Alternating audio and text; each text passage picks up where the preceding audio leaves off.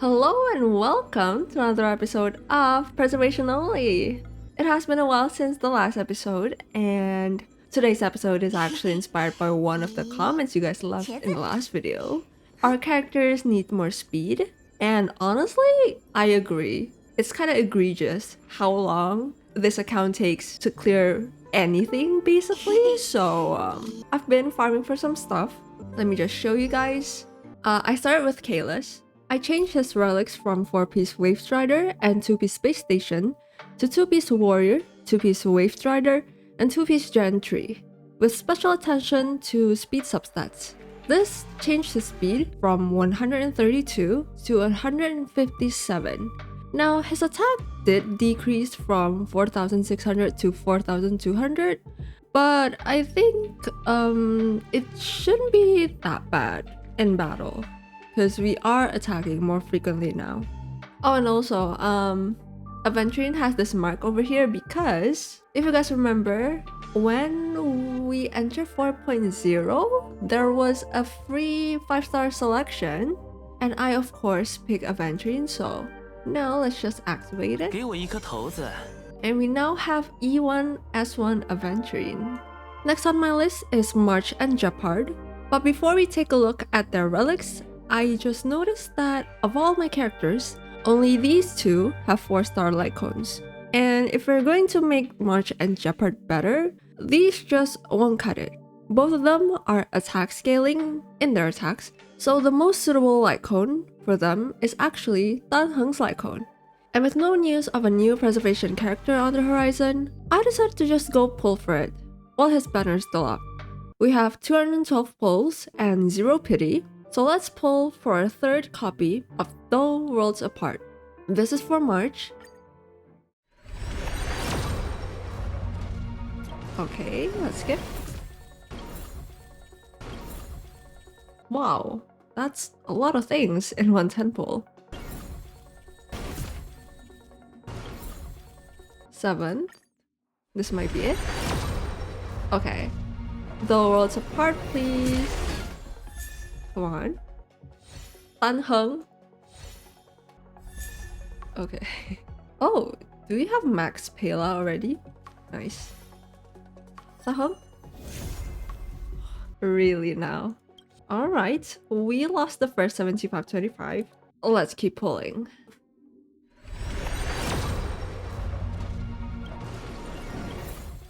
Thankfully, this time it is early. 42. Okay. I wonder if we can have double in this temple.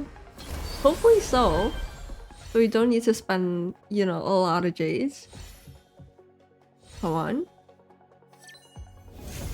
Nice. Not a double. In Gepard's copy, we acquire in a more normal 7-10 pulls. The Worlds Apart, come on. Woohoo! Yeah! Now we can equip them to March and Gepard.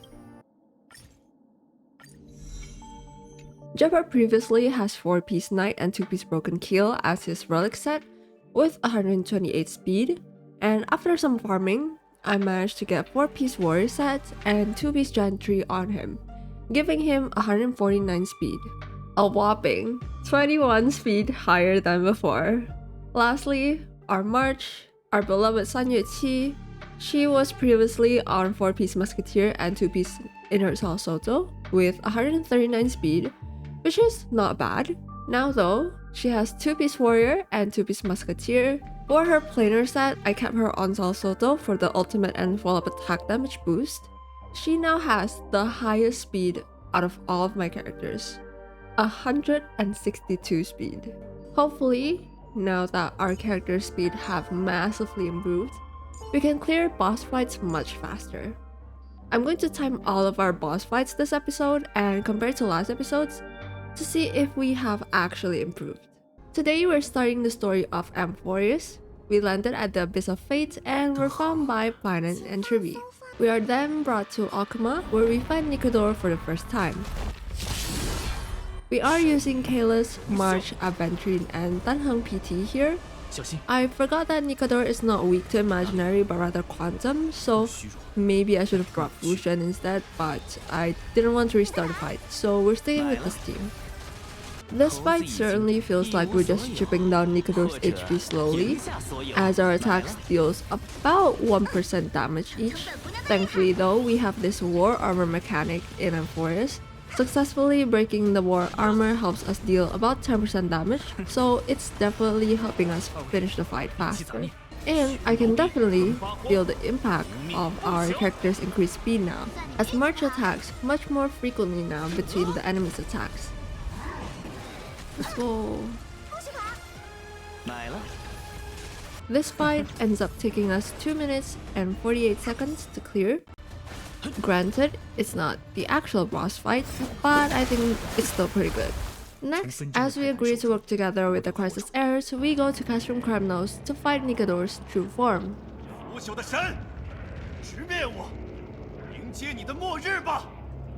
Of course, this is actually the immortal version of Nikador. 万敌，我做不到和你一样，但我会以自己的方式战斗，狩猎神明。 This time, Aventurine has been swapped for Xuan. I also didn't use any food buffs going in, I just filled up my team's energy. My strategy in this fight is definitely to break Nikador's war armor as much times as possible. And this strategy is clearly working, as we reach 50% in the first phase in under 2 minutes. The only annoying thing about this fight is that Nikador's war armor alternates between 7 and 12 hits to break, and sometimes I mess up the timing in breaking it, so it resets.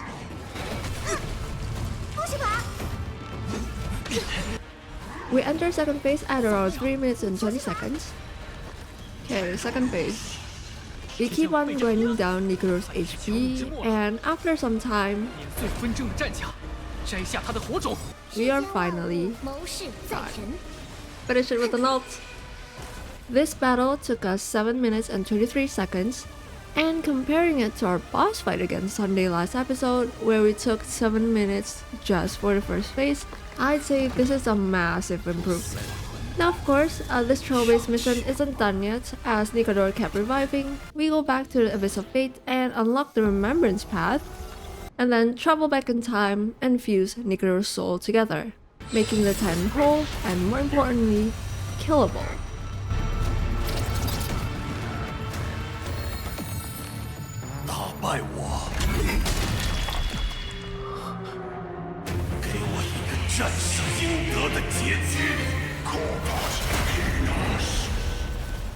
Alright. 这就是你卡多利的正身，难以置信。本以为要鏖战到纪元的尽头，做得好。 So this is Nikador in full strength, and as you'd expect, this fight is a bit harder than before. In this one, there's one more troublesome thing, which is this spear lance thing that steals half of our HP. Destroying these actually deals quite some damage to Nikador, just like breaking war armor. However, they are quite tanky and hard to destroy. Not to mention, Nikador would also reset them every few turns. And thus, this boss fight took us quite some time. All in all, we finished this fight in just under 9 minutes. Nikador made a last-ditch effort in attacking Alchema, but Aglaya and the Tribios got it covered.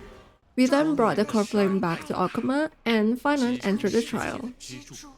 Meanwhile, on the other side of the universe, Walt and Sunday went to Herda for help, as they lost contact with us, and March, well, she's not looking too good.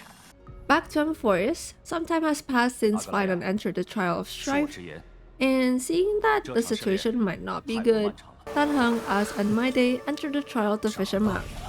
While Finan is recovering and Maide preparing for the trial, we turn our attention to the core flame of Reason. Located in the Grove of Epiphany, the place has already been ravaged by the Black Tide by the time we were there. Void of the living, except for Anaxa, who is guarding the core flame on the Luminary throne. And now, it's time to fight the Flame Reaver. Ah, so slow. Now, I was going to time this fight, but you will see why we don't need to do that. I tried to deal as much damage as quickly possible, and then we'll do March and kill us. 尝尝本姑娘的厉害！枪尖已经点燃，岩枪，冲锋！ And well, it turns out, it doesn't matter if we defeat him or not. 补上一关。 The story just moves on when the Flame Reaver reaches a certain turn. 你在哪？世间万谋事在人。 Oh, to the fusion.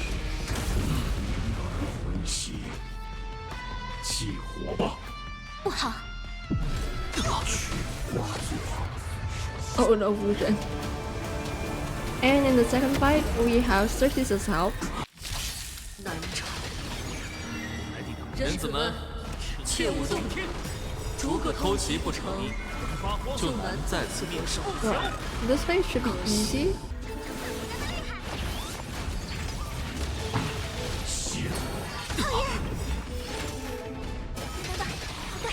大家小心！ Okay.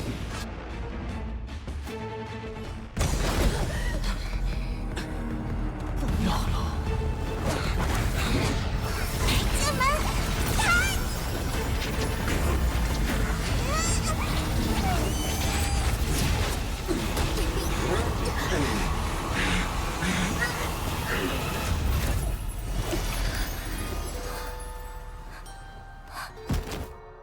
We barely managed to fend off the Flame Reaver, and we ran back to Alchema. The three Tribios go to the Abyss of Fate to find help from Arnyx, 也只有同 only for the Flame Reaver to appear yet again and attack them. Trian then opened her last entry gate so that Tribi and Triton can escape. 明天见。 Final devises a plan to lure the Flame Reaver to Castrum Criminals 欧洛尼斯 and 的 trap 力 him 量 there. 打开往日之门。 At this time, Maide enters the Trial of Strife.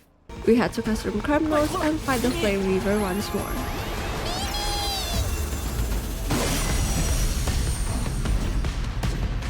在死难者的回忆中忏悔吧，刽子手！ Now this fight is the real boss fight of this Trailblazer mission. 你们再不敢来，这泰坦怕是要牺牲我了。 We don't have any help this time, unlike before where we have Circe's help. And my strategy against the Flame Reaver is simple. Try to destroy the clones before he absorbs the clones and kills himself.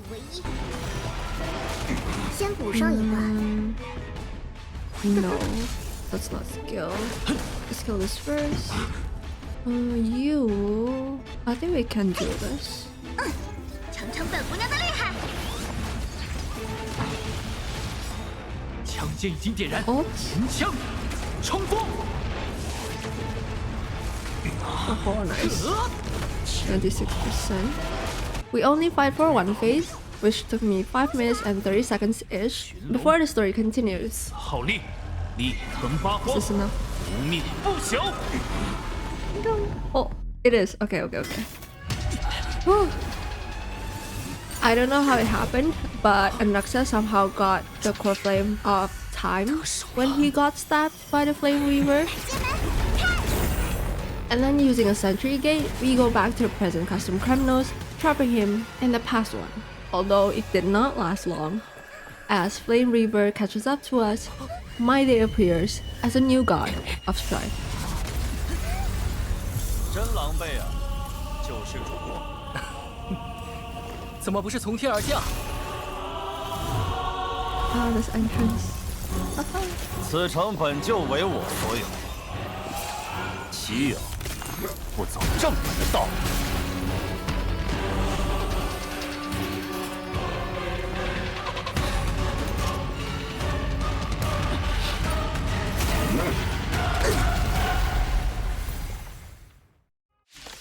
Alright, second phase. 黑潮的走卒，朕旋风众军之王，莱蒂的攻势前来做你的敌手。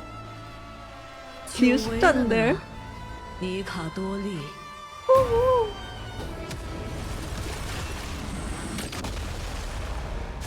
Oh, nice.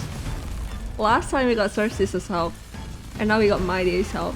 神明龙象， With My Day's help, the second phase was super easy. 1%. Woohoo! It's done.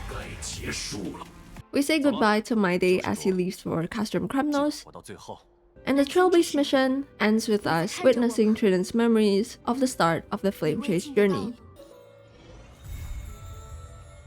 We're finally 3.1 Trailblazer mission is done! Woohoo!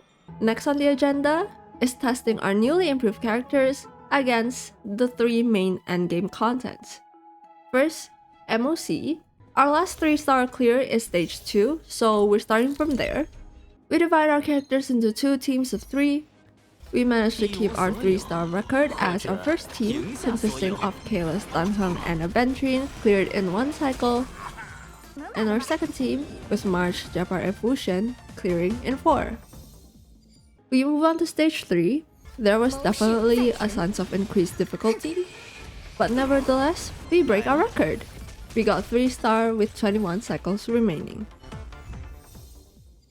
And crazily enough, we also cleared stage 4 with 21 cycles remaining. We make it.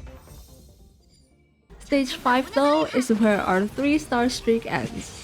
I cleared stage 5, 6, and 7 with 2 stars, with 12, 12, and 18 cycles remaining respectively.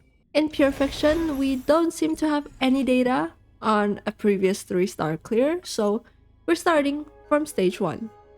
Stage 1 is very easy for our now speedy teams, getting us a result of 3-star. And we managed to keep up with the 3 stars in stage 2 as well.